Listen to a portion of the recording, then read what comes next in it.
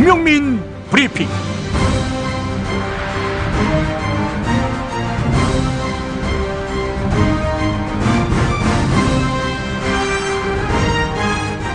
(2016년 11월 26일) 토요일입니다. 딱 한 달 전 박근혜의 사과로 게이트가 활짝 열렸습니다. 그리고 박근혜와 한 몸이나 다름없는 비선실세 최순실이 구속됐습니다. 또 우병우와 문고리 권력 3인방이 청와대에서 쫓겨나 수사를 받는 신세가 됐습니다. 아울러 언론 권력은 180도 얼굴색을 바꾸며 박근혜 최순실 가기에 여념이 없는 상태입니다. 게다가 검찰 권력은 살아있는 권력, 대통령에게 피의자 딱지를 붙이며 조사받지 않으면 망신 주겠다라고 하고는 강하게 압박하고 있습니다. 콘크리트 지지층이라느니 나라 팔아먹어도 변함없을 지지층이라는 말도 지지율 4% 앞에서 옛말이 됐습니다. 친박은 피해족이 됐고 새누리당 의원 3분의 1이 탄핵에 동참하게 됐습니다. 책임 총리니 하는 구차한 해결책은 종적을 감췄고요. 탄핵과 하야, 양태만 다를 뿐 박근혜 앞에는 퇴진 말고는 다른 답이 없게 됐습니다. 이게 어떻게 가능했겠습니까? 연인원 수백만의 촛불 때문이었습니다. 촛불이 유일한 동력이었습니다. 이제 박근혜는 알량한 깃발만 남았습니다. 오늘 300만 촛불로 그 깃발마저 내립시다. 박근혜가 고집을 피우면 어떻게 하냐, 이렇게 냉소를 보내는 분들도 없지 않습니다. 그러나 5차 범위까지 포함하면 최저 0.9%밖에 안 되는 지지율로 버틸 수 있는 권력은 세상에 없습니다. 하야하지 않는다면 하야될 것입니다. 오늘 수혜기를 박읍시다. 그리고 새로운 희망을 만듭시다. 박근혜 하야가 성사된다면 우리 국민은 21세기 명예혁명의 주역이 될 것입니다. 무너진 국격도 실종된 국민의 자긍심도 모두 회복될 것입니다.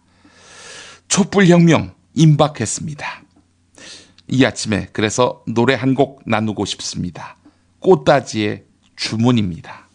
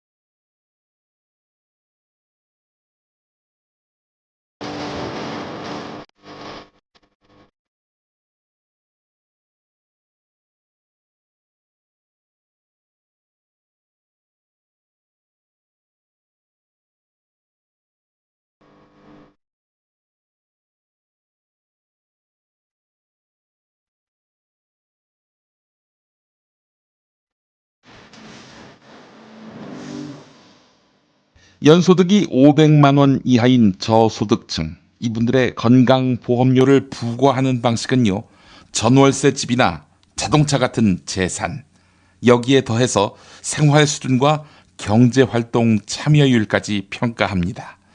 그렇게 해서 재산을 산출하고 그렇게 해서 그 재산에 맞게 건강보험료 고지서를 보냅니다. 얼마나 더 많이 거둘까에 혈안이 돼 있는 동안 국민의 건강은 뒷전에 놓인 것 아닐까요? 국민 건강 없는 국민건강보험제도 있을 수 없겠죠. 이 제도를 바로잡고 고통받는 분들에게 도움을 드리는 일, 아름다운 재단에서 하고 있습니다. 자세한 사항은 검색창에 아름다운 재단을 입력해 주시기 바랍니다. 영희는 엄마 아빠와 떨어져 삽니다. 엄마 아빠는 가난해서 건강보험료를 내지 못했습니다. 이제 그 보험료를 영희가 내야 합니다. 대한민국에서 10살 아이에게 체나백을 독촉하는 것은 합법입니다. 영희처럼 고통받는 사람들을 위해 60일의 건강보험증 캠페인에 참여해주세요. 당신의 참여가 제도를 바꾸는 시작입니다. 아름다운 재단. 야, 너 홍어 판다 그랬지? 팔지. 근데 홍어가 진짜 그렇게 몸에 좋아? 아니 끝내준다니까. 우리 엄마 관절염인데? 홍어. 나 숙취는? 홍어. 마누라 다이어트는? 홍어. 큰이모 뭐 변비? 홍어. 작은 형 소화불량은? 홍어. 여동생 피부? 홍어. 큰 누나 주름? 홍어. 명절 때 선물은? 홍어라니까. 근데 비싸지? 열라 싸고 열라 맛있는 홍어가 있다니까. 어디? 알싸한 홍어. 네이버 검색창에 알싸한 홍어를 검색하시고 1599-6456.com 혹은 1599-6456 전화 주문도 가능합니다. 하나 더, 알싸한 홍어는 진공포장 택배 배송 판매하며 직접 개발한 특제 소스를 서비스로 드립니다. 충남 금산의 넓은 인삼밭, 정성농장을 일군 농부아버지 이정열 씨. 자연은 노력한 만큼 내어준다. 그 자연의 마음을 알기에 정성농장을 더불어 일구는 아들 이성규 씨도 아버지에게 배운 것처럼 정직하고 또 성실하게. 정성농장 홍삼은 인삼 재배부터 가공 판매까지 모두 책임지고 있습니다. 그래서 대한민국 1등 품질을 자부합니다. 검색창에 정성농장 홍삼을 검색해주세요. 정성농장 홍삼. 전화문의는 010-9754-6972. 굶고 뛰고 땀 빼고 다 해봤다. 그래봐야 소용없었다. 다이어트는 결국 먹는 게 문제다! 다이어트 전문 쇼핑몰 비타샵에서 수십 가지 동결건조 채소 곡물에다 3가지 단백질, 거기에 효소와 비타민, 미네랄을 더해 만든 다이어트 전용 그린 스무디를 추천합니다. 다이어트 전용 그린 스무디, 이걸 어떻게 하는 거죠? 하루 2끼만 맛있고 든든한 비타샵 스무디로 바꿔 드시면 됩니다. 검색창에서 비타샵을 검색해주세요. 이제부터는 관록의 뉴스 해설가 김용민이 오늘 아침 조간신문을 훑어드립니다. 토요 스페셜로 함께하는 조간브리핑 첫 소식입니다. 한겨레는 일면에 박근혜의 가상 체포영장을 실었습니다. 이런 체포영장을 그대로 베껴서 지금 발부해도 전혀 어색함이 없습니다. 대통령 박근혜가 피의자로 입건됐기 때문입니다. 박근혜가 받고 있는 혐의는 뇌물수수, 직권남용, 공무상 기밀누설입니다. 그런데도 피의자 박근혜는 대통령을 기소할 수 없는 특권에 기대서 검찰 조사를 거부하고 있지요. 아마도 하야를 안 하는 이유도 여기에 있을 것입니다. 하지만 기소만 못할 뿐 체포는 가능합니다. 오늘 촛불 300만이 달성되면 아마 체포 이야기도 나올 것입니다. 새누리당 비주류 모임인 비상시국위원회가 탄핵안에 찬성할 의원 숫자가 40명으로 확인됐다고 밝혔습니다. 따라서 탄핵안 국회 통과는 어렵지 않아 보입니다. 야권은 탄핵안 표결을 가급적 이른 시일 내에 하기로 의견을 모았습니다. 탄핵안은 다음 주 금요일 본회의에서 처리될 가능성이 높아졌습니다. 김용민 브리핑은 당일 특집 방송을 계획하고 있습니다. 서울신문 단독인데요. 야당들은 박근혜 탄핵 소추안 초안에 뇌물죄를 명시하기로 했습니다.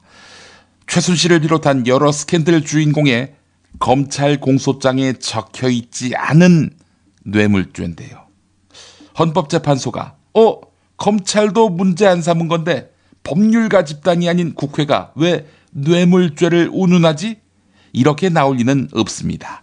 뇌물죄인지 아닌지 헌법재판소가 직접 판단하기 때문입니다. 그 헌법재판소가 박근혜는 뇌물죄와 무관하다 이렇게 판단하려면 그에 합당한 해석을 내놓아야 하는데요. 증거가 산더미 같은데 이거 하나하나 증거 효력이 없다고 해야 합니다.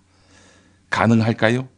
촛불 300만이면 헌법재판소의 판단은 쉽고 빨라질 것입니다. 최순실 변호인인 이경재 변호사가 한국일보와의 인터뷰에서 최순실 재판은 박근혜 대통령에 대한 사전 재판이나 마찬가지다. 이렇게 밝혔습니다. 검찰의 수사 결과를 강하게 비난하는 차원에서 하는 말인데요. 검찰이 최순실의 공소장을 마치 박근혜의 공소장인 것처럼 막무가내로 작성하고 수사 과정에서도 원하는 답을 얻어내기 위해 최순실에게 진술을 강요하고 있다. 이렇게 비판했습니다. 지금 최대 변수는 정호성 휴대전화입니다. 여기에 녹음된 파일이 풀리면 사태가 걷잡을 수 없게 된다는 것입니다. 얼마 전 SBS가 보도했다는 단 10초만 들려줘도 촛불은 횃불이 된다는 그 휴대전화 음성 파일입니다. 정호성은 박근혜의 지시를 빠짐없이 이행하기 위해 모든 통화를 자동으로 녹음하는 기능을 사용했다고 합니다. 검찰 주변에서는 재판의 증거 등으로 녹음 파일의 원본이 공개될 경우 큰 파장이 생길 내용도 들어있다. 이런 말까지 돌고 있을 정도입니다. 추정하자면은 박근혜가 순수한 의도로 기업들로부터 모금했다. 이런 말을 뒤집을 수 있을 만한 녹취도 담겨 있을 수 있다. 이런 이야기겠지요. 조선일보가 보도했습니다. 며칠 전 최재경 청와대 민정수석이 사의를 표했습니다. 그리고 청와대는 어제 최재경 수석이 철회했다. 이렇게 밝혔습니다. 그런데 비우스앤뉴스 기자가 최재경 수석에게 정말 사표 철회했냐? 이렇게 물어보니까 어제와 같은 상황이다. 이렇게 답했다고 합니다. 즉 사표를 제출한 상황에서 달라지지 않았다는 것입니다. 최순실 언니 최순득, 장시호 모친이지요. 오래전부터 연예계 인기 스타들과 친밀하게 어울리며 인맥을 쌓아왔다는 증언 전직 운전기사가 했습니다. 이런 에피소드도 전했습니다. 친하게 지내는 연예인 중에 라디오 프로그램을 진행하는 사람에게 최순득이 전화해서 뭐 좀 틀어라 라고 말하면 실제 라디오에서 그 노래가 나왔다는 것입니다. 머니투데이가 보도했습니다. 새누리당 최경환 의원 지금 똥줄이 타고 있습니다. 자신이 데리고 있던 인턴을 중소기업진흥공단에 특혜 채용했다는 의혹 검찰이 지금 강도 높게 파고들고 있습니다. 채용 전형이 시작되기 전인 2013년 1월 박철규 당시 중소기업진흥공단 이사장과 최경환 의원이 국회에서 만났다는 지금은 그만둔 간부의 진술을 확보했다는 것입니다. 검찰은 그동안 많이 봐주었던 최경환에 대해서 소환 조사를 검토하고 있습니다. 처음에는 대충 뭉갰던 검찰. 참 변신이 신속합니다. 경향신문 보도였습니다. 최순실 게이트가 내수 한파로 이어지고 있다는 머니투데이 보도입니다. 도심에서 계속되는 대규모 집회 영향도 있다. 이런 부분은 쉽게 납득되지 않습니다. 다만 비선실세 국정농단 사건으로 전 국민이 무기력감에 빠져서 가뜩이나 위축된 소비 심리가 바닥으로 곤두박질 쳤다는 지적은 합리적입니다. 국민 관심이 온통 정치 이슈에 집중되면서 백화점 세일도 빼빼로데이도 미국 블랙 프라이데이 등 각종 쇼핑 이벤트에도 지갑이 열리지 않고 있다는 것입니다. 네, 해법이 뭐가 있겠습니까? 오늘도 거대한 촛불과 함께 다양한 시민 불복종 행동도 추진되고 있습니다. 저항의 1분 소등 행사를 진행합니다. 8시에 1분 동안 불을 꺼주시기 바랍니다. 한편 퇴진 행동은 이번 주말 촛불 집회에도 박근혜가 퇴진하지 않을 경우 범국민적 투쟁을 계속 이어간다는 방침입니다.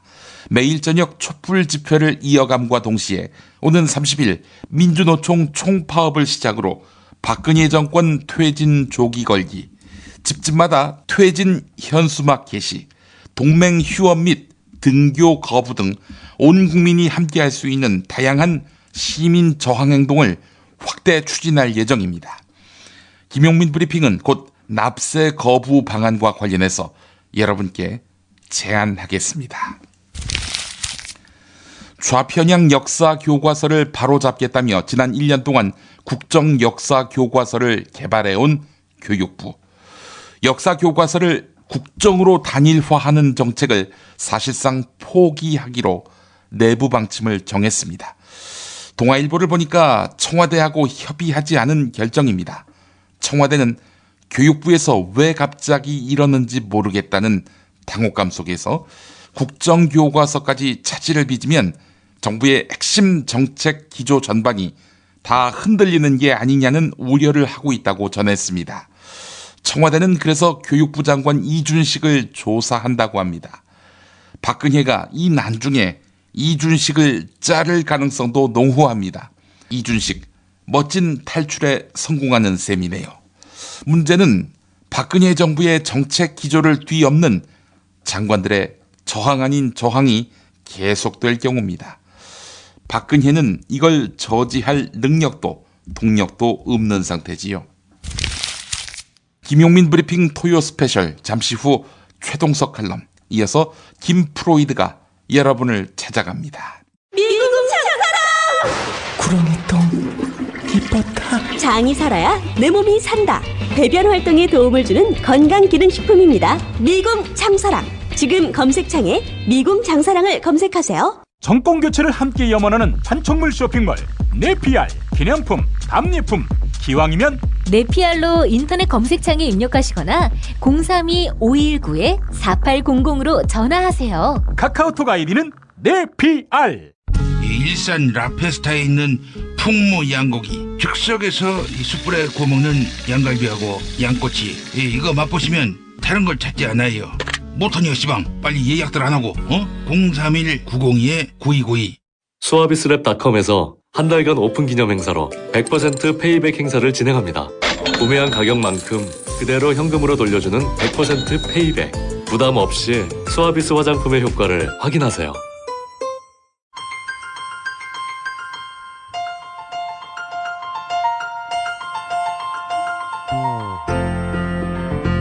최동석 칼럼.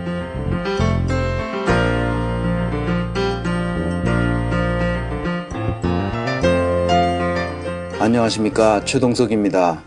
지난 시간에는 국가 경영을 위한 인간의 존엄성과 그에 근거한 분권화된 자율조직, 즉 Decentralized Autonomous Organization, DAO의 조직 철학을 살펴보았습니다.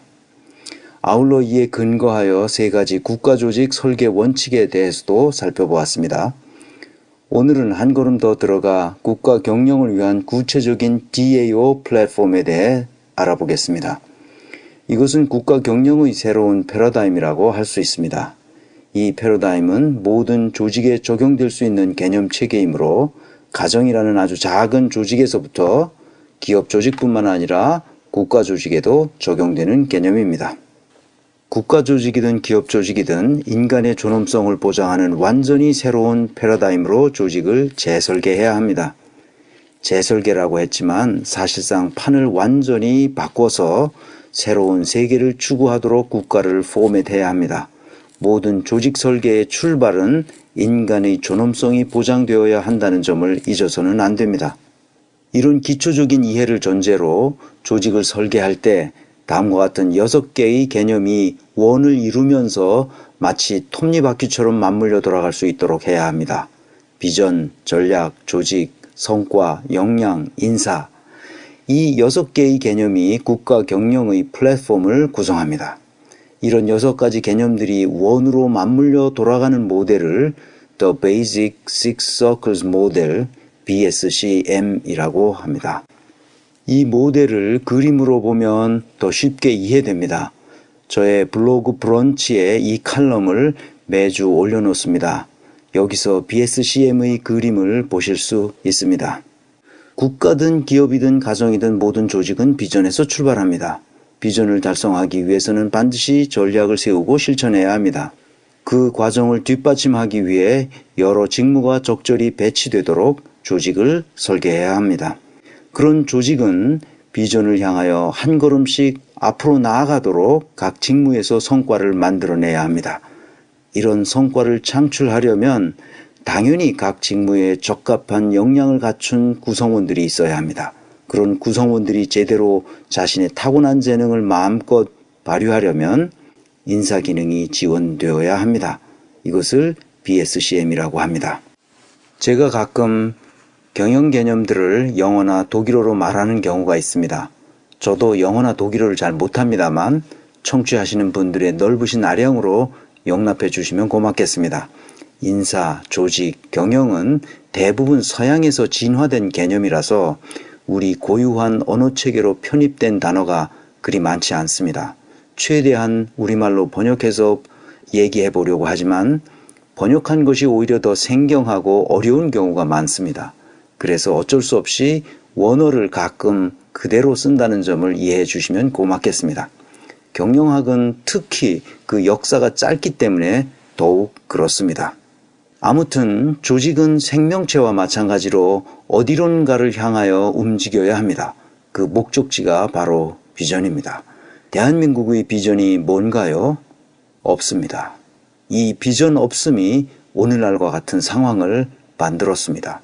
이것은 박근혜 개인이 비전 없음을 말하는 것이 아니라 우리 공동체 전체가 비전을 가지고 있지 않았다는 말입니다.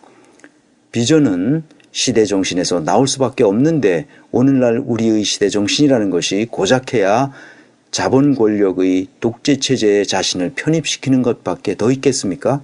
참혹한 비전입니다. 비전은 공동체가 기대하는 바람직한 미래상이어야 합니다.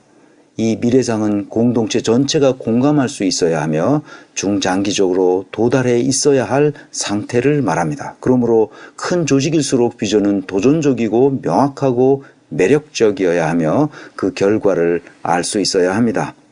우리는 과연 어떤 비전을 가져야 하는가? 정치 권력과 자본 권력에 의해 인간의 존엄성이 파괴되고 있는 시대에 살고 있기 때문에 대한민국이라는 공동체의 비전은 인간의 존엄성이 보장되는 사회를 추구하는 것이어야 합니다. 그러므로 모든 국가 권력은 인간의 존엄성을 지키기 위해 존재해야 합니다. 여기서 인간의 존엄성이란 무엇인가 생각해 보겠습니다. 최종적으로는 인간의 자유와 평등의 가치를 누릴 수 있는 상태라고 할 수 있습니다. 인간이 자유와 평등의 가치를 누릴 수 있으려면 스스로 독립된 상태여야 합니다. 이것은 인간에 대한 칸트의 철학적 성찰에 근거를 두고 있습니다. 그 후의 많은 인문학자들은 칸트의 이 견해가 영원한 진리라고 생각하게 되었습니다. 인간의 존엄성은 모든 인간이 독립된 자율적 주체로서 존재하는 상태를 말합니다. 그러니까 조직이라는 공동체가 만들어지면 구성원 한 사람 한 사람이 독립된 자율적 주체로서 존재하도록 조직을 설계해야 합니다. 이때 위에서 언급한 비전, 전략, 조직, 성과, 역량, 인사라는 6가지 개념들, 즉 BSCM의 6개의 원이 마치 톱니바퀴처럼 맞물려서 앞으로 굴러가도록 설계해야 합니다. 인간의 존엄한 상태가 유지되도록 조직을 설계하는 방법에 대해서는 앞으로 몇 주에 걸쳐 살펴보겠습니다. 오늘은 우선 비전과 전략입니다. 비전이란 눈을 뜨고 있으면 보이지 않지만 눈을 감으면 자연스럽게 보이는 것입니다. 공동체의 구성원들 대부분이 눈을 감으면 보이는 것이 비전이 되어야 합니다. 말하자면 아주 매력적이어야 한다는 말입니다. 매력적인 비전이 되려면 세 가지 조건을 갖추어야 합니다. 첫째, 도전적이어야 합니다. 둘째, 명확해야 합니다. 셋째, 그 결과를 알 수 있어야 합니다. 우선 도전적이라는 말은 일상적으로 주어진 일을 열심히 하는 것이 아니라 완전히 새로운 것이라서 평소에 하던 방식으로는 다다를 수 없고 별도의 전략을 짜서 실천하지 않으면 안 되는 상태여야 한다는 말입니다. 둘째, 명확하다는 말은 맞추려는 관역이나 이루려는 목표가 도전적이어서 전략을 수립하고 실행해야 하지만 그 전략을 실행하는 모든 구성원들이 눈을 감아도 보일 정도로 강렬하고 투명해야 한다는 말입니다. 셋째, 결과를 알 수 있어야 한다는 말은 국민 행복 시대를 열겠습니다와 같은 헛된 구호가 아니라 백두산을 등반하겠습니다와 같이 누가 보더라도 그 결과를 쉽게 확인할 수 있어야 합니다. 등반했는지 안 했는지는 그 결과를 누구나 알 수 있으니까 말입니다. 이런 세 가지 조건에 잘 부합하는 비전을 제시하고 그것에 도달하기 위한 전략을 실천해온 국가들이 바로 DAO 철학으로 운영되는 게르만 모형과 스칸디나비아 모형을 채택한 나라들입니다. 이제 DAO 철학으로 운영되는 비전과 전략의 예를 들어보겠습니다. 제2차 세계대전 후 폐허 속에서 독일인들은 망연자실하고 있었습니다. 1949년에 기민당이 서독이라는 국가를 운영할 수 있도록 미 군정으로부터 정부를 넘겨받았습니다. 당시 콘라드 아데나워가 총리로 선출되었습니다. 기민당 정부가 해야 할 일은 한두 가지가 아니었습니다. 기민당 정부는 국민이 원하는 것을 명확히 파악했습니다. 그것은 두 가지였습니다. 나치 정부의 만행과 그 부역자들로부터 국가를 구해내야 한다는 것과 민주주의 국가를 건설해야 한다는 것이었습니다. 그래서 두 가지 전략을 펼쳤습니다. 한편으로는 탈나치화 작업의 일환으로 나치 정부에 부역했던 자들을 5등급으로 분류해서 처벌했습니다. 다른 한편으로는 다시는 독재 정부가 들어서지 못하도록 DAO 철학에 근거한 민주주의 체제를 확고히 하는 것이었습니다. DAO 철학에 근거한 민주주의 체제를 확고히 한다는 뜻은 인간의 존엄성을 존중하고 보호하도록 해야 한다는 점이었습니다. 그래서 독일인들은 기본법 제1조 1항을 다음과 같은 두 문장으로 최종 결정했습니다. 인간의 존엄성은 침해될 수 없다. 이것을 존중하고 보호하는 것은 모든 국가 권력의 의무다. 국가의 존재 목적을 아주 명확하게 정의했습니다. 국민이 국가를 위해서 있는 것이 아니라 국가가 국민을 위해 존재한다는 것을 명확히 했습니다. 국가를 위해 개인이 희생되어서는 안 된다는 것입니다. 이 문장은 칸트의 철학적 사유로부터 나온 것입니다. 이에 근거하여 초대 총리였던 아데나워와 기민당 정부는 모든 인간이 자유와 평등의 가치를 마음껏 누릴 수 있는 상태를 비전으로 제시했습니다. 그것은 모든 인간이 독립된 자율적 주체로서 자신의 고유한 삶을 살아갈 수 있어야 한다는 의미였습니다. 이러한 비전으로부터 국가 운영 전략을 도출했습니다. 이 전략은 세 가지 정책으로 실천되었습니다. 첫째, 무상교육, 둘째, 무상의료, 셋째, 무상주택 정책이었습니다. 독립된 자율적 주체로서 살아가려면, 즉 인간이 존엄성이 훼손되지 않도록 하려면 최소한의 삶의 조건인 교육, 의료, 주택을 무상에 가깝도록 제공할 수 있는 국가 운영 조직을 설계했습니다. 이렇게 인간의 존엄성이라는 비전과 거기서 파생된 국가 운영 전략을 쓸 수 있었던 것은 독일인들의 과거 잘못에 대한 철저한 반성적 성찰에 뿌리를 두었기 때문이었습니다. 인간의 존엄성을 존중하고 보호하는 비전과 그것을 실천하는 전략은 오늘날까지 흐트러짐이 없이 실천되었습니다. 독일은 이렇게 DAO 철학을 실천함으로써 경쟁력 있는 민주주의 국가가 되었습니다. 다른 한 예를 들어보겠습니다. 1969년 독일인들은 빌리 브란트를 총리로 맞아들였습니다. 독일인들이 기민당에서 3인당으로 정부를 넘겨주었기 때문입니다. 빌리 브란트는 독일 현대사에서 매우 중요한 인물입니다. 그는 가난한 어머니에게서 아버지가 누군지도 모르고 태어났습니다. 청년 시절에는 나치 정부에 저항하느라 대학을 다니지 못했습니다. 노르웨이와 스웨덴으로 망명 생활을 하면서 나치에 저항했습니다. 우리식으로는 고졸 출신이지만 서독 총리가 되었다는 말입니다. 세계사에 길이 남을 비전과 전략을 펼친 인물입니다. 그는 독일인들에게 통일의 비전을 뚜렷하게 심어주었습니다.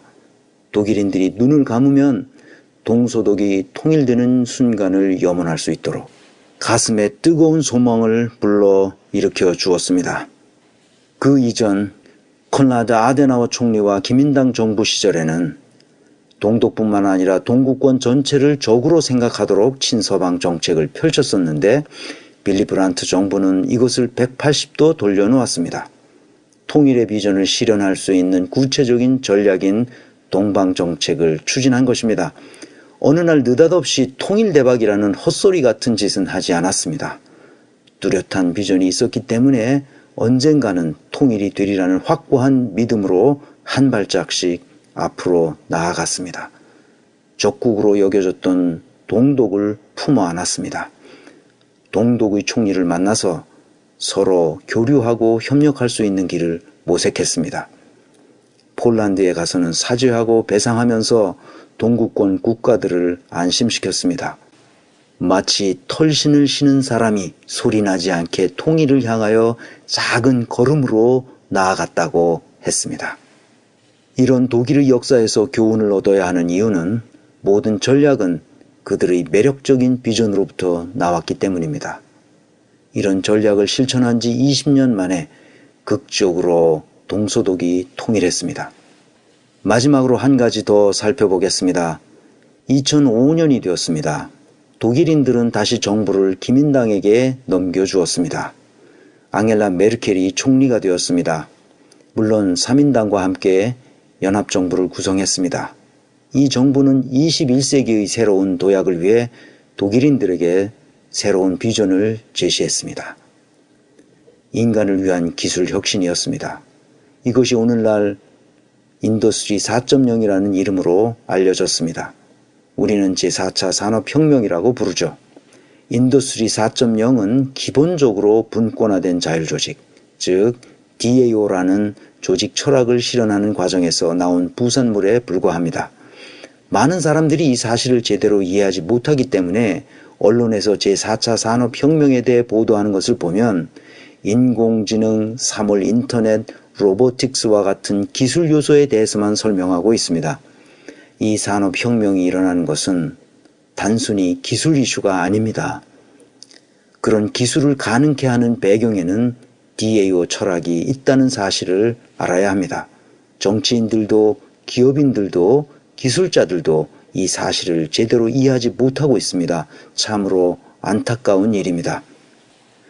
그러므로 2016년 11월 광화문 광장에서 일어나는 시민혁명이 만들어낼 새로운 민주공화국은 철저하게 인간의 존엄성에 대한 철학적 사유에 뿌리를 두어야 할 것입니다.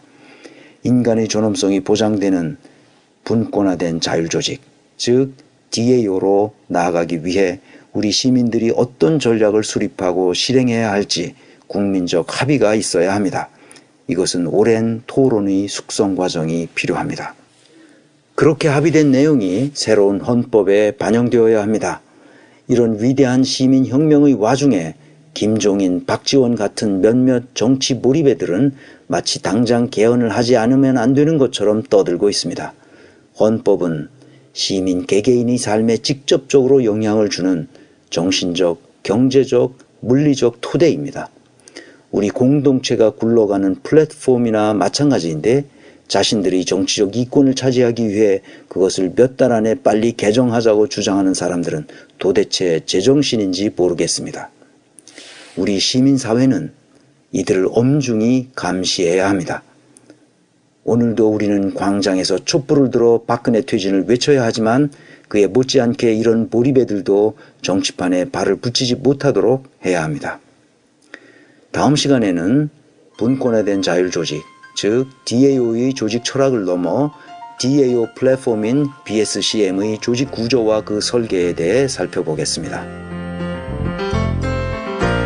지금까지 최동석 인사조직연구소장이며 아시아 연구 네트워크 인사조직 혁신센터장인 최동석 박사였습니다.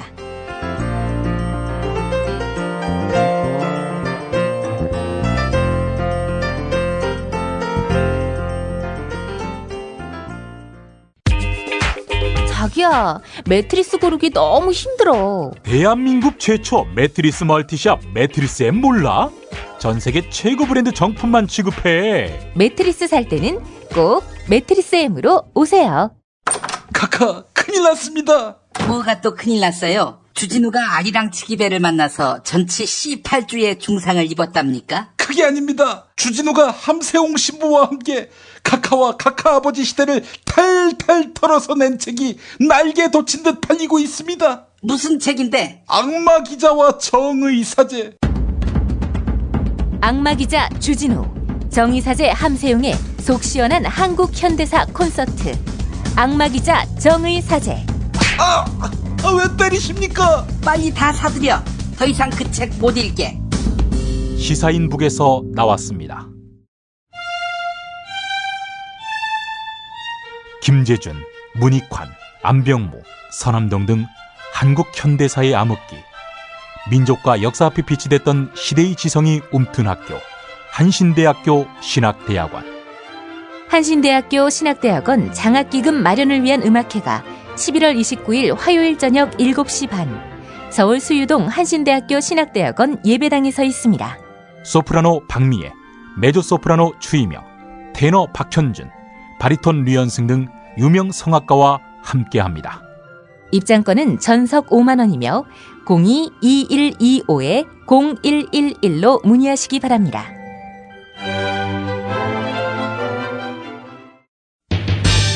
하루 두 차례 대한민국과 지구촌의 오늘을 정직하게 비춰드립니다. 권력이 진실을 압도하는 세상. 김용민 브리핑은 작은 희망의 불씨가 되겠습니다. TV 뉴스 집중해. 김프로이드. 김프로와 함께합니다. 어서 오십시오. 네, 안녕하세요. 김프로입니다. 물어볼 말이 참 많은데 뭐부터 물어볼까? 우선 왜 저한테 물어봐? 저 같은 평범한 시민한테. 별 말씀 다 하셔. 최재경은 왜 눌러앉기로 한 거예요?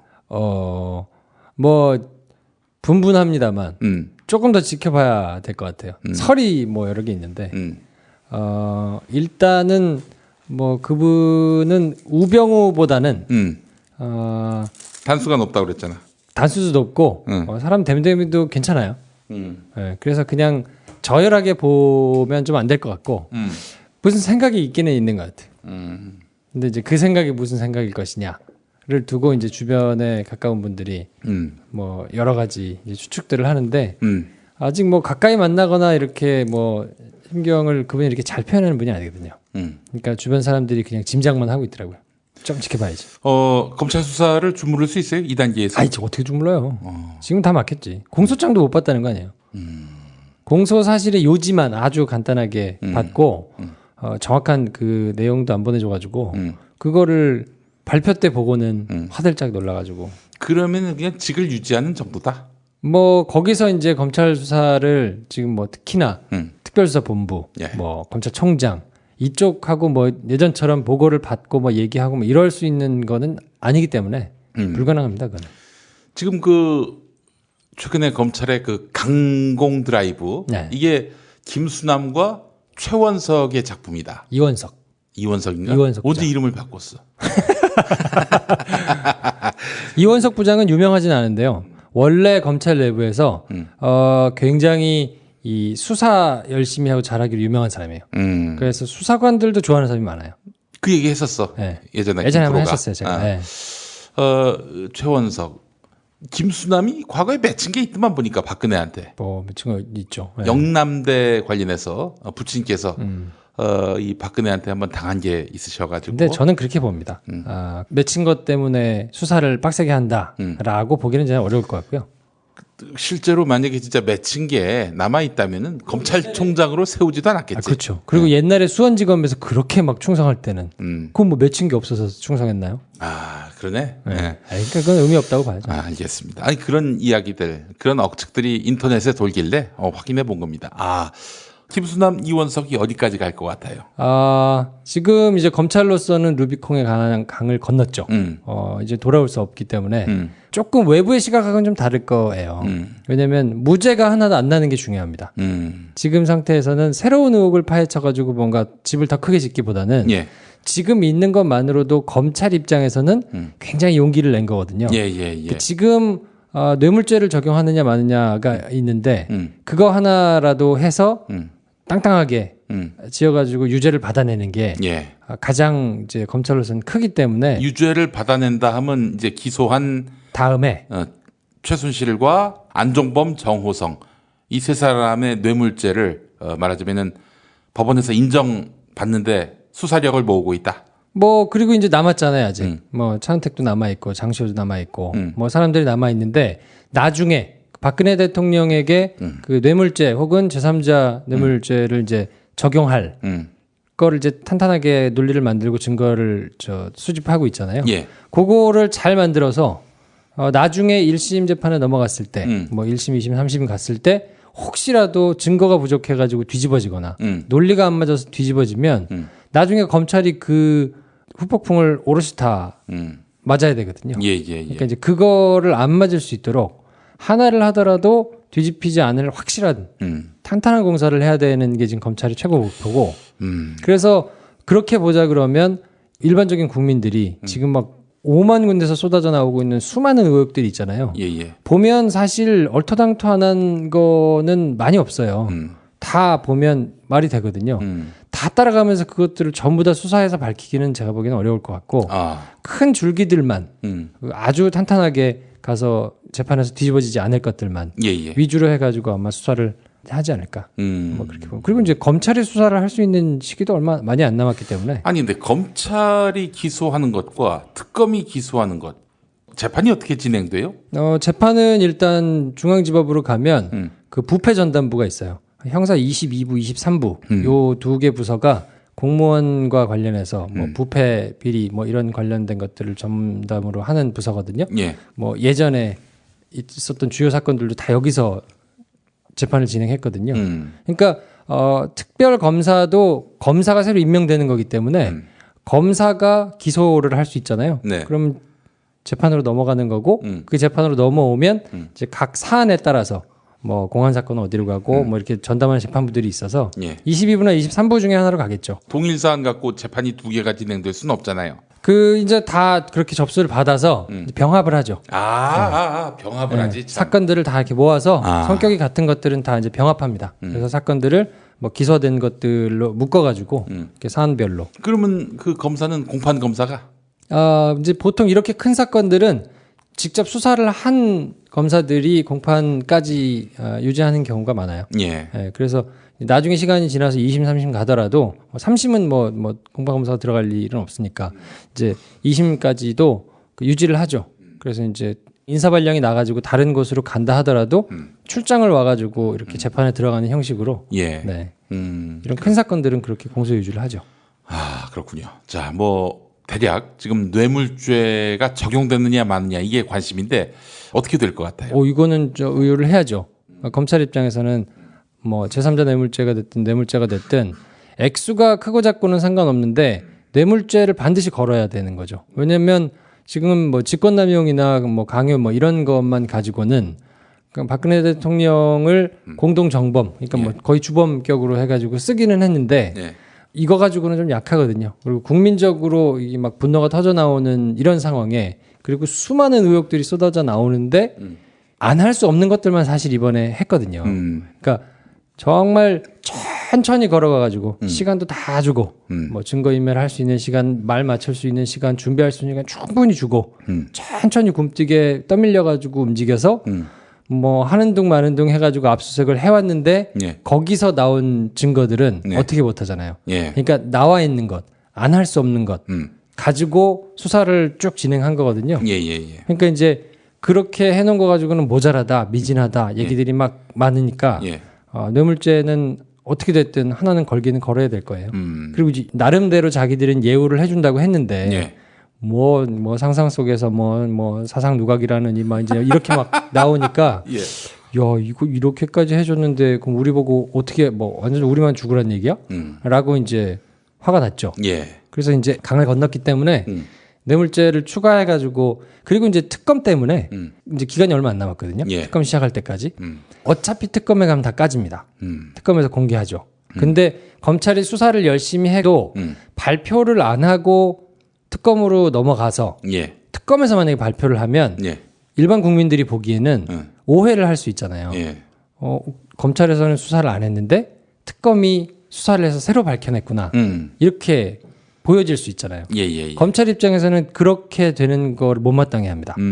왜냐하면 우리가 열심히 수사해가지고 다 만들어놨는데 증거도 찾고 진술도 그렇지. 받아내고 예. 이거를 특검이 까면서 뭔가 검찰이 뭉갠 것처럼 보이는 구도가 나오면 안 되거든요. 그러니까 특검 넘어가기 전에 아마 주요한 것들 뭔가 이렇게 자기들이 그래도 좀 밝혀냈다고 생각하는 것들은 공개를 할 가능성이 높아요. 예. 그래서 아마 이번 주 특검 시작하기 전 주까지 검찰에서 아마 뭔가 이것저것 많이 터져 나올 겁니다. 예. 오늘은 원고 대본 하나도 없이 지금 저희가 진행하고 있는데 왜냐하면 대본을 할 수가 없어. 제가 제일 큰 피해자입니다 지금. 근데 오늘 역대 어떤 방송보다도 짜임새 있게 진행하고 있습니다. 야, 딴지마켓 좀 봐봐. 이담채 김치 게시판 지금 보고 있어? 왜요? 뭐가 문제 있나요? 야, 어떻게 하나같이 맛있다, 예술이다, 감탄했다, 물건이다, 또 재주문했다 이런 글만 올라올 수 있지? 이거 공작의 냄새가 나지 않아? 아무래도 그런 것 같아. 이담채 김치 게시판에 작전 세력이 개입한 거 아닐까요? 그럴 리가요. 이담채 김치는 맛있는 김치 말고는 따로 자랑할 게 없습니다. 드셔보시고 판단하세요. 포털 사이트에서 이담채 김치. 주문 전화는 1544-4586. 1544-4586. 그리하여 이 가을 나는 새싹 땅콩차를 마십니다. 그리하여 나는 마음이 놓입니다. 그리하여 새로운 세상을 만납니다. 그리하여 새싹 땅콩차. 새싹 땅콩차 어느덧 여러 곳에서 판매합니다. 하지만 진정한 새싹 땅콩차는 전창걸닷컴에서 구매하시죠. 전화문의 070-8635-1288 070-8635-1288. 공화국 참치논평 구이동 대양 참치를 맛보지 못한 국민 여러분은 진정한 참치 맛을 보기 위한 강도 높은 중대 조치를 취했을 계획을 표명하시고 곧장 구이동으로 달려오시기 바란다. 참치에 대한 체질적인 거부감과 적개심을 노골적으로 드러내는 분도 구이동 대양 참치에 오시면 추호도 용납할 수 없는 포악무도한 폭식 행위를 자행할 것이다. 구이동 대양 참치. 월요일 참치데이 이벤트, 화요일 참치머리 서비스로 함께합니다. 주차장 걱정 마시고요. 대중교통은 서울 지하철 2호선 구의역 2번 출구에서 5분 거리입니다. 대양 참치 구의점 02-455-8087. 어머나, 내가 이렇게 작아졌어? 네, 메이드 바이어스에서는 환상이 현실이 됩니다. 3D 실물 피규어 그리고 수공예품을 제작해드리는 전문 쇼핑몰 메이드 바이어스. 사진만 보내주세요. 나만의 피규어를 제작해드립니다. 갖고 싶고 선물하고픈 나만의 수공예품을 만들어드립니다. 메이드 바이어스 판매금의 1%는 아름다운 사회를 만드는 데 기부합니다. 주소창에 madebias.co.kr을 입력하세요. 자, 10초면은 촛불이 횃불로 바뀐다.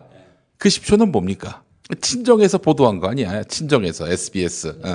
그럼 하여튼 자세한 내용들을 담고 있나 봐요. 그 이제 평검사들 이제 수사를 열심히 일선에서 했던 그 팀원 검사들은 불만이 많았다고 그래요. 예. 그러니까 그 이영렬 검사장이 예. 발표할 때 예. 언뜻 들으면 공식적인 발표. 물론 이제 백브리핑 시간에 노승건 1차장이 막 피의자다. 예. 막 이런저런 얘기들을 막 세게 하고 나중에 공소장 내용도 공개가 되고 막 했는데 박근혜가 피의자다. 그렇죠. 예. 뭐 사실상 피의자다. 나중에 막 이렇게 다 얘기하고 뭐 공동 정범이다. 뭐 이런 얘기까지 다 나와가지고 야 이거 세다 나왔는데 그 카메라 앞에서 브리핑 할 때는 그냥 들은 국민들 입장에서는 저게 무슨 말이지? 뭐 했다는 것 같기도 하고 아닌 것 같기도 하고 이렇게 아사모사하게 그 좀 뻥 쪄가지고 사람들이 들었잖아요. 그거 발표할 때 검사들이 되게 불만이 많았대요. 그 뭐 박근혜 뭐 미친 X 뭐 이래야 되나? 아니 뭐 그런 건 아닌데 이제 본인들이 수사를 해가지고 뭔가 이렇게 했던 것보다는 훨씬 저강도로 나갔다는 거죠. 예. 그만큼 이제 검찰에서는 뭐 나름대로 이제 막 했다고 이제 자기들이 생각을 하는 건데 당연히 이제 수사팀 밑에 사람들과 이제 위에 사람들하고는 좀 이제 온도 차이가 있으니까 그러니까 이제 그거는 뒤집어 얘기하면 아까 얘기한 대로 검찰에서는 최대한 예우를 해준답시고 한 거예요. 이 정도까지 우리가 좀 아사마사하게 눌러가지고 예우를 해드렸는데 이렇게까지 막 뒤집어 놓고 나올 줄은 몰랐던 거죠. 근데 여기서 만약에 검찰이 삐끗해가지고 그냥 수그러드는 모양새를 취하면 나중에 이 조직이 깨질 거거든요. 그러니까 지금은 검찰 조직 내부를 지키는 게 무엇보다 중요한 지금 사명이 됐기 때문에 지금은 사실 똘똘 뭉쳐 있죠. 네. 그래요. 알겠습니다. 그 10초 얘기는 왜 안 하지? 예리하네. 카테고리만 얘기해봐. 카테고리. 황교안 수법을 썼는데. 이렇게. 이영애 수법이야, 지금 이게. 기름장어 수법이라고. 최선을 다해서. 성대모사 되네. 있잖아. 그래요. 얘기할 수 없습니다. 이러면서. 최선을 다해서 수사를 하고 있다는 말씀을 드립니다. 뭐 아무튼 충격적입니까? 그 10초? 뭐 내용 자체가 충격적인 것 같지는 않고요. 그게 통화 내용이니까 아무래도 글로 적혀 있는 것과 또 직접 육성이 녹음되어 있는 것과는 하늘과 땅 차이잖아요. 왜냐하면 글로만 적혀 있으면 이게 어떤 뉘앙스를 가지고 있는지 이 이야기로 인해서 뭐 사람들이 어떤 느낌을 받았을지 이거를 각자 상상하게 되잖아요. 그러니까 강도를 세게 느끼는 사람도 있고 강도를 적게 느끼는 사람도 있고 그 사람의 평소 말투를 아는 사람은 뉘앙스를 해석할 수 있고 전혀 모르는 사람 입장에서는 또 다르게 해석할 수도 있고 근데 이제 이게 육성으로 녹음되어 있는 거는 그러기가 쉽지 않잖아요. 근데 이제 육성으로 녹음이 돼 있는데 거기에서 이제 뭐 말투와 뭐 말의 속도와 말의 뉘앙스와 뭐 이런 것들이 글로 적혀 있을 때보다는 훨씬 명확하게 명백하게 담겨 있어서 빼도 박도 못하는 거죠 사실은. 전체적인 이 그림에서 박근혜 대통령한테 굉장히 불리한 증거로 작용할 수밖에 없는. 카테고리가 뭐냐니까 도대체.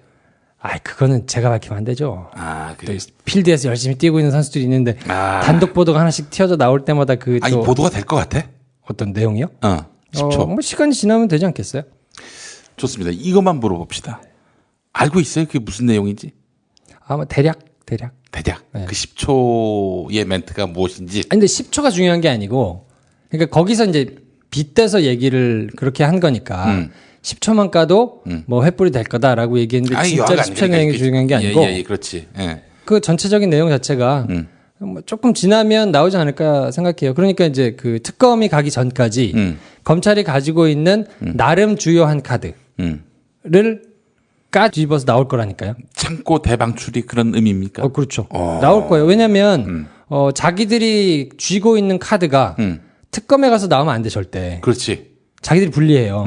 그러면 결국에는 검찰 무용론 내지는 뭐 상설 특검 비롯해가지고 여러 가지가 나올 거란 말이에요. 공수처부터 시작해서. 그러니까 한마디로 얘기해서 특검에서 까지기 전에 박근혜에게 그야말로 일격이 될 수 있는 그런 멘트들. 그러니까 박근혜가 지금 대면 수사를 안 받겠다고 하는데 대면 수사 안 받으면은 깐다.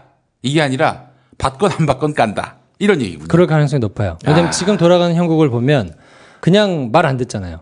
그리고 제가 예상하기에는 내일 비가 오기는 하지만 전국적으로 한 300만 예상합니다.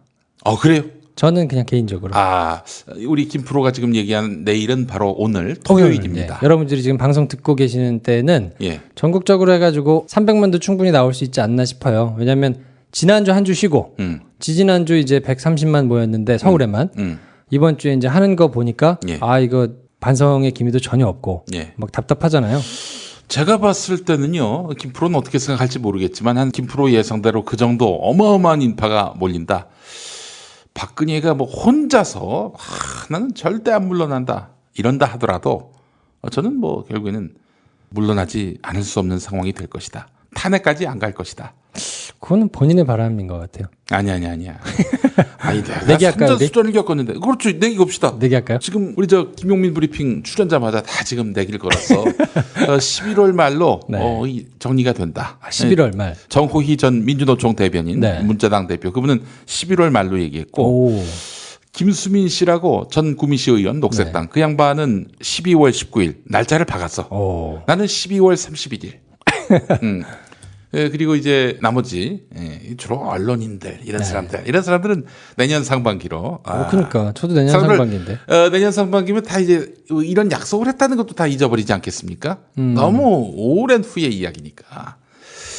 내가 봤을 때 저는 운동 현장의 전망을 대단히 크게 신뢰합니다. 운동으로 그 굳은 살이 생긴 정호희 전 대변인의 말씀이 훨씬. 근데 저는 어떻게 생각하냐면 사실 이렇게 얘기하면 되게 재미없게 느끼실 수도 있고 별로라고 생각하실 수도 있는데요. 저는 그 거칠 수 있는 모든 곳을 곳곳 다 거쳐서 정확하게 기록되고 그것이 역사에 남는 것이 우리 현대사로 길게 보면 뭐 10년, 100년 이렇게 길게 보면 훨씬 그게 교훈이 된다. 그러니까 박근혜의 죄의 실상 같은 것들이 다 들춰져서 만인에게 공개된 그 시점에 하야를 해도 해야 한다. 이런 말씀이죠. 그렇죠. 그러니까 뭐 하야는 저는 절대 안 할 것 같고 검찰이 지금 아쉽기는 한데 언론이 막 앞달려 가면서 그 수없이 보도한 많은 의혹들이 다 명명백백하게 드러나지는 않다 하더라도 어쩔 수 없이 증거 때문에 걸려든 것을 검찰이 수사하고 또 특별검사가 임명돼서 수사하고 그것이 진행되면서 탄핵을 거쳐서 헌법재판소에 가서 정당하게 재판이 이루어져서 그 헌법재판관 9명들이 뭐 다수 의견, 소수 의견으로 다 이 내용들과 비롯해가지고 이런 것들을 남겨놓고 그것으로 인해서 정당한 절차로 대통령이 탄핵되는 역사의 그 쭉 일련의 과정들이 기록이 되면 이게 교훈으로 남을 것 같거든요. 이게 자산이라고 봐요, 저희는. 되게 창피한 일이지만 이걸 통해 가지고 저희 각각 곳곳에서 이런 시스템이나 각 기구들이 하는 역할 이것들을 제대로 기능하고 이게 기능할 때 훨씬 성숙하게 민주주의가 한 단계 업그레이드 된다라는 거를 배울 필요가 있다. 근데 이걸 지나치게 하야라는 손쉬운 방법으로 정치적인 방법으로 그냥 해결해버리면 아무것도 남지 않거든요. 또 이런 것도 있어요. 하야를 했을 경우에 동정심이 일어. 그럴 수 있죠. 그래서 뭐 이쯤 됐으면은 뭐 할 만큼 했는데 봐줘야지. 그 노후까지 그렇게 불행하게 만드는 건 너무 과한 거 아니야. 이런 동정심이 일어날 가능성이 있어요. 그러니까 박근혜 내 말대로 하야해. 당신 끝까지 가면 정말 좋다는 수가 있어요. 근데 저는 끝까지 가셨으면 좋겠어요. 끝까지 가실 것 같아요. 끝까지 가시고 막 뭐 LCT 이것도 다 까져 나와가지고 전부 다 하여튼 막 한 푸닥거리를 제대로 했으면 좋겠어요. 어차피 하는 판에. 어떻게 될 것 같아? LCT 엄정 수사한다잖아요. 지금 엄정 수사는 박근혜가 요구한 건데. 그렇죠. 지금 저기 어디 현기환이 걸려들었어. 그러니까 이제 그 수류탄을 깠는데 자기 집에다 깐 거죠, 수류탄을. 유신민 전 뭐 장관이 그렇게 이제 표현을 했던데 어떻게 될지 모르는 거예요. 그러니까 내용을 정확하게 모르고 이거 야당 뭐 사람들이 혹은 비박 사람들이 있을 수 있다고 하니 뭐 이따다 싶어가지고 했는지 모르겠는데 뭐 내용을 보면 이영복이라는 사람이 대단한 사람이기 때문에 이게 전방위로 터져 나오면 어마어마하겠죠. 근데 이제 한 가지 변수는 이 사람이 지난번에도 한번 그렇게 들어간 적이 있는데 절대 불지 않았거든요. 그러니까 이번에 나와서 그렇게 막 할 수 있었던 것도 이 사람은 믿을만하다라는 게 있어서 신뢰도가 있어가지고 그런 거라 이번에도 작당하고 입 닫고 그냥 지나가면 검찰이 어지간하게 수사 의지를 갖지 않는 이상 쉽지 않을 수 있어요. 사건 자체는 어마어마한 사건일 수 있기 때문에 뭐 이걸로 뭐 어지간한 사람들 다 위태위태 할걸요. 지금 막 가슴 저리고 있는 사람들 많을 거예요. 누가 있을까? 많겠지. 문재인은 아닌 것 같아. 거긴 아니에요. 야당 쪽은 없을 것 같은데 느낌에. 모르는 거니까. 모르는 거니까. 그리고 이제 뭐 의원들 개개인이 뭐 연루되지 않았더라도 이제 조금 위험한 거는 보좌관들이죠. 왜냐하면 보좌관들은 이제 4년마다 한 번씩 이렇게 직장을 옮기듯이 왔다 갔다 하거든요. 그렇지. 그러니까 뭐 여당에 있던 선수가 야당에 오는 경우가 흔치는 않지만 그런 경우도 있어요. 아니 민주노동당 하다가 한나라당 간 경우도 있어요. 많아요. 그러니까 예. 그렇게 이제 사실상 거기는 이제 전문성을 가지고 있는 집단이기 때문에 뭐 실력 있는 선수들 스카우트 해가고 이렇게 왔다 갔다 하거든요. 그러니까 이제 여야를 막론하고 어떻게 될지 모르는 거죠, 사실. 살다 보면 꽃 주문할 일이 생깁니다. 1566-0263 네이버에서 검색된 사이트보다 최대 2만 원 싸게 해드립니다. 좋은 사람과 플라워 1566-0263 잊지 마세요. 건강식품의 지존 전복을 택한다면 100% 완도에서 잡은 와우 전복. 네이버에서 와우 전복을 찾으세요. 010-2443-0818 포르투갈 정통의 레시피로 만드는 에그타르트, 달콤함 그 이상의 감동. 타르트팜 킨텍스점. 일산 전 지역 배달, 단체 주문은 수도권 가능.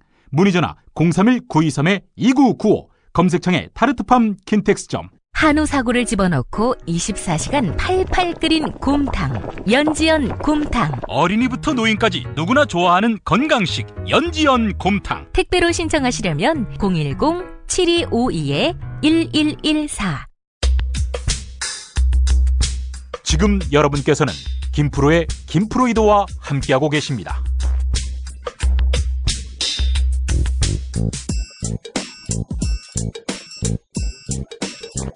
팟캐스트 제작자인 김프로, 그의 역작 재즈가 알고 싶다, 그리고 시네마 스타 많이 사랑해주세요. 하여간 이렇게 검찰 수사가 아주 강도 높게 진행되고 있고, 하여튼 박근혜의 뜻대로는 잘 안 되고 있는 흐름. 이런 흐름과 함께 이 수사가 이제 특검으로 이제 또 넘어가게 된다면은 특검은 또 어떠할지. 특검은 근데 저는 지금 크게 기대 안 합니다. 왜요? 뭐 특검 11번 했는데 검찰이 미리 손대지 않았던 대북 송금 말고는 별로 그냥 없었거든요. 그래도 뭐 검찰보다는 세게 가지 않겠어요? 그래도 저는 별로 성과는 별로 없을 것이다. 왜냐면 총 다 해가지고 인원이 120명인데 거기에 초 에이스들만 오는 게 아니란 말이에요. 그리고 특검으로 오시는 분 자체도 뭐 지금 현직에서 수사를 하고 있는, 그러니까 지금 현직에서 수사를 하고 있는 사람이라는 말은 여러 가지를 다 가용할 수 있다는 거거든요.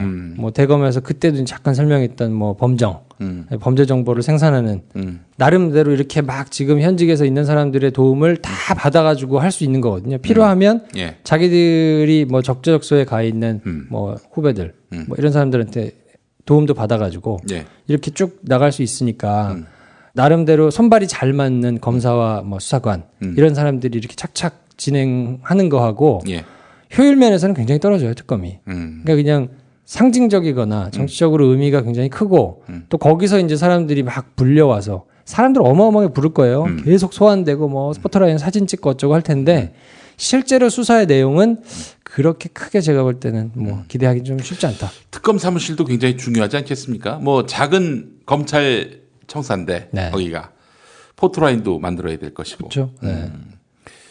아무데나 입주를 할 수는 없겠네. 그 뭐 아마 지금 이제 물색하고 있을 거예요. 특검 이제 뭐 물망에 올랐거나 내지는 그 이제 이렇게 있는 사람들이 미리미리 돌아다니면서 뭐 건물이나 이런 것도 이제 뭐 알아보고. LCT에서 하면 어떨까? 공사 안 끝나가지고. 공사가 아직 안 끝났나? 알겠습니다. 그래요. 대중적인 건물도 좋을 것 같아. 뭐 꼭 그렇게 오피스텔 이런 데 말고. 그렇죠. 아무래도 이제 기자들하고 관계 뭐 이런 거를 이제 신경 써가지고 하기 때문에 포토라인이라든지 동선이라든지 이런 거 다 고려해가지고 아마 결정할 거라서 오히려 그 특검에 가기 전에 검찰에서 터져 나오는 뭐 그거는 이제 검찰이 공식 발표를 할 수도 있고 공식 발표는 뭐 그렇게 쉽진 않겠죠. 차은택이나 장시호 이제 기소할 때 그때 이제 한 번 더가 남아 있을 텐데 그때 뇌물죄와 관련한 그 혐의가 적시될 가능성이 좀 있다고 보고요. 그 나머지 증거와 관련된 뭐 이런 것들은 뭐 언론이나 이런 곳을 통해 가지고 이렇게 뭐 돌려서 나올 가능성이 좀 있다고 봐요. 지금 검찰 단계에서 세월호의 7시간 그 규명할 수 있을까요? 그거 어려운 일 같지 않아 보여 지금. 저는 오늘 그러니까 방송 들으시는 오늘 집회 규모가 그거 향배를 조금 결정할 것 같아요. 왜냐하면 검찰은 예민하거든요. 지금 박근혜 대통령은 뭐 300만이 오든 500만이 나오든 별로 그렇게 신경 안 쓸 거예요. 5천만이 나와도 신경 안 쓸 거예요. 네. 근데 이제 나머지 검찰이라든지 뭐 의원들이라든지 이런 사람들은 아주 예의주시하고 있거든요. 예. 이제 생각보다 130만 정도 쏟아져 나왔는데 여기서 더 늘어나지는 않는다. 라고 이제 확신을 얻으면 요 정도만 하면 되겠다 하고 지금 스탠스를 그냥 갈 가능성이 좀 있고 이게 뭔가 어디서 물리적인 충돌이 혹시라도 뭐 생길 가능성이 좀 있어 보인다거나 아니면 더 막 생각하지도 못했던 인원들이 막 나와가지고 이게 막 그치지 않게 보인다 하면 그래도 박근혜 대통령은 계속 고집 부릴 거거든요. 예. 그러면 아마 준비하겠죠. 카드를 준비할 거라고 봐요, 저는. 진상을 어느 정도 파악했나? 그거는 정확하게 모르겠고요. 예. 근데 뭐 지금 대충 좁혀지는 거 아닌가? 뭐 여러 가지로 퍼즐을 맞추면 뭐 언론들 이제 각각 다 이렇게 보도한 내용들이나 이런 것들을 이렇게 쭉 보면 예. 대략 뭐 좀 짐작은 되지 않나 싶은데 어쨌든 진술을 통해 가지고 확정되는 수밖에 없는 것 같아요. 뭐 CCTV가 있을 리도 없고, 예. 뭐 증거로 남아 있어도 말을 다르게 맞추면 뭐 빠져나갈 수 있는 거니까. 예. 결국엔 직접 봤거나 아니면 뭐 그 장소에 있었거나 뭐 여러 가지 이런 사람들의 진술론이 나와야 될 텐데 그 진술이라는 게 결국은 검찰이 수사 의지를 가지고 쉽게 얘기하면 그런 거죠. 정유라를 데려다 놓고 야 정유라 이거 다 털어 얘기해봐 라고 했을 때 최순실이 분다거나 아니면 뭐 의사들 더 큰 비리나 이거 한번 다 그러면 다 푸닥거리 한번 할까요? 아니면 얘기하실래요? 이제 이렇게 얘기를 해가지고 뭐 그냥 얘기를 한다거나 근데 결국은 진술이 나오려면 그렇게 더 크게 잃을 것이 있을 때에만 아마 부를 거거든요. 예. 박근혜 대통령 본인은 절대 얘기할 일 없을 거고. 잘 알지도 못할 것이고. 그랬을까? 그래도 장건 알지 않을까? 그것도 모를까? 뭐 아무튼. 근데 여하간 정유라는 왜 안 불러요? 그 제일 먼저 불렀어야 하는 거 아닌가? 순서대로 보자면. 뭐 그렇죠. 예. 정유라 먼저 불러서 다 진술 받고 그런 다음 최순실 불러가지고 야, 이 딸이 이렇게 다 불었어. 이렇게 해서 압박하고. 그래야 되는데 이거 어떻게? 그래서 아마 제 생각으로는 그것과 관련된 이제 그쪽과 관련된 거를 준비하고 있는 기자들이 있을 거라고 생각해요. 그래요? 네. 정유라 건과 관련해. 왜냐하면 지금 이제 보시면 박근혜 대통령과 최순실 관련해가지고 이렇게 비위. 그러니까 최순실이 박근혜 대통령을 활용해가지고 여러 자기들이 재산상 얻을 수 있는 이득 뭐 이런 거를 쭉 지금 문어발처럼 해가지고 빨아먹었던 거를 지금 하나둘 다 터져 나왔잖아요. 예. 여기서는 이제 더 나올 수 있는 건 없거든요. 그럼 이제 큰 흐름으로 본다 그러면 전혀 다른 이제 흐름이 하나 또 있을 수 있거든요. 예. 근데 그거의 키가 제가 볼 때는 정유라가 될 수 있다고 보고요. 예. 거기를 뒤지고 다니는 기자들이 있다고 봅니다. 그러니까 이제 최순실과 최순실 가족들의 박근혜 대통령을 활용한 꼭두각시를 활용한 행각. 그래서 이제 얼마나 챙겨 먹었는가. 예. 뭐 요거에 대한 이야기들이 이제 쭉 쏟아져 나오면서 이제 한편으로는 이제 세월호 일과 시간 동안에 뭐 같이 다니면서 뭐 줄기세포 주사 맞고 뭐 여러 가지 하면서 이제 국정을 이렇게까지 띄엄띄엄 보고 제대로 안 하면서 뭔가 얼굴만 열심히 관리했던 뭐 이런 거 이제 또 한 축이 있다 그러면 정유라를 축으로 한 전혀 다른 또 흐름이 하나 있을 거거든요. 그거를 아마 지금 지지고 다니는 기자들이 있을 거고 뭐 제 생각으로는 조금 지나면 아마 나오지 않을까. 그래요. 어디서 나옵니까? 그거는 모르겠어요. 근데 그거는 뭐 의지를 가지고 제대로 파고 있는 친구들이 있지 않을까 싶어요. 왜냐하면 제가 뭐 현장에 있었으면 아마 지금 타이밍에는 그렇게 돌아다녔을 것 같아요. 예. 지금 언론사마다 뭐 시사 뉴스뿐만 아니라 일반 예능, 네. 심지어 라디오 음악 프로그램에서도 정권을 풍자하고 희화화하는 그런 멘트들, 음악들이 막 나오고 있는데 본물이 터졌죠. 지금은 뭐 이제는 뭐 언론들이 더 이상 박근혜를 대통령으로 인정하지 않는다 이렇게 봐야 되겠네요. 지금은 안심하니까요. 왜냐하면 이렇게 해도 누가 오히려 제재하는 것 자체가 뉴스이기 때문에 이제 자신감이 생긴 거죠. 그럼 지금 언론 지형은 어때요? 이제 뭐 금기가 없어진 거 아니에요? 지상파에서 다 없어진 것 같지는 않고요. 아직도 MBC는 좀 정신 못 차리고 있고 KBS는 눈치 보고 있어요. 이렇게. 근데 이제 멤버들 자체는 그동안 꽉꽉 눌러가지고 말을 못하던 멤버들 자체는 뭔가 이렇게 계속 이 기회를 빌어가지고 터트리고 있는데 예. 위에서 아주 대놓고 할 수가 없는 상황이죠. 왜냐하면 여기서 대놓고 뭔가를 막다가는 아주 큰일 나게 생겼으니까. 그리고 여기서 막아줄 이유도 지금은 사실 별로 없는 거죠. 왜냐하면 대통령 지지율이 4%까지밖에 안 예. 나오는데 예. 그거를 막 보위해주다가 왜냐하면 뭐 텃밭인 대구 경북에서도 뭐 거의 3%가 이렇게밖에 안 나오는 상황이기 때문에 예. 지금 만약에 뭔가 막 실드를 치고 이상하게 했다가는 굉장히 두드려 맞는다는 걸 알잖아요. 그러니까 그냥 지금 가만히 다 허용해주고 있는 거죠. 팟캐스트의 위기입니다. 아, 그러니까요. 아니 김용민 브리핑 1위라도 하니까 시네마스타가 아주 대박 맞았어요. 왜? 안 들어 사람들이. 요즘에? 아 죽겠어요. 여러분 시네마스타를 들으러 오셔야 되니까. 아, 이게 안 들어요. 전반적으로 지금 팟캐스트 총량이 네. 늘고 있는 것 같지 않아요, 느낌에. 아, 그렇죠. 좀 정체된다는 느낌도 들고. 안 들으시는 것 같아요. 많이 떨어졌어요, 옛날부터. 뭐 다운로드 수가 확 뭐 줄었다 이렇게 보긴 어렵지만은 사실 저 때가 제일 좋았거든요. 박근혜가 이제 사실상 베일을 벗고 최순실의 꼭두각시였는데 지상파 방송이 잘 못 따라오는 그 국면 때 폭발을 했다가 그렇죠. 최근 들어서 이게 예상 밖으로 치고 올라가는 면이 없다. 왜냐하면 종편에서 너무 많이 나오거든요. 그렇지.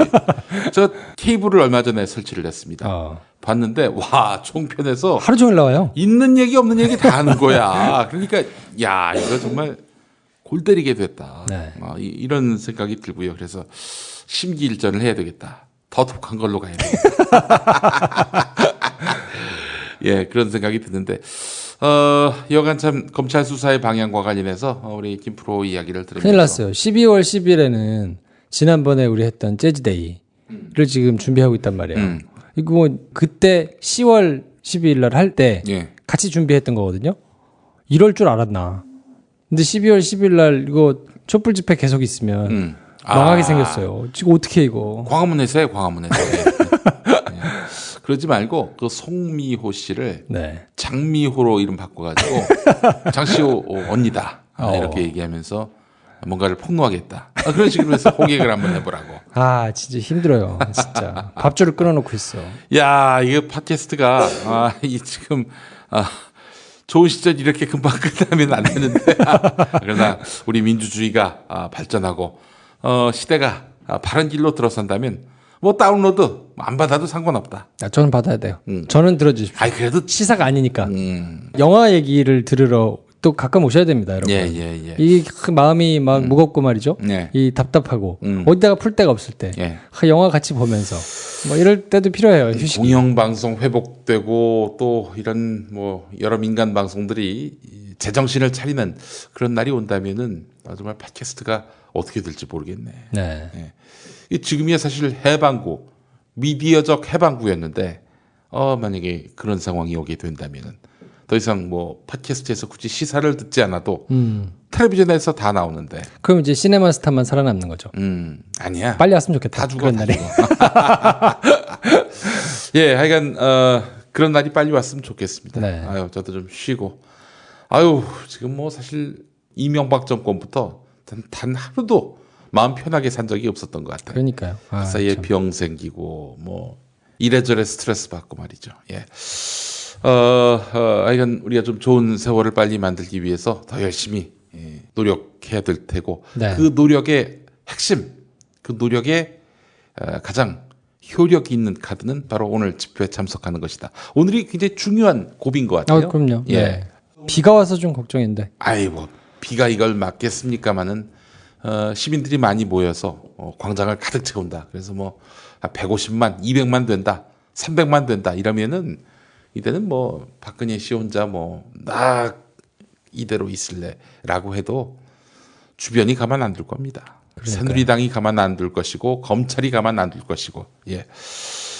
오늘 한번 보이는 것. 이 민중이 뭔가 이 시대의 그 중요한 변곡점을 만들 수 있다는 것은 정말 복된 일입니다. 네. 오늘 여러분 쓸데없이 뭐 아프다, 춥다 이런 개소리 하지 말고 현장에 나와서 함께 나와 뜻이 맞는 사람들이 이렇게 많다는 것에서 오는 에너지를 또 받거든요. 네. 나오면 약이야.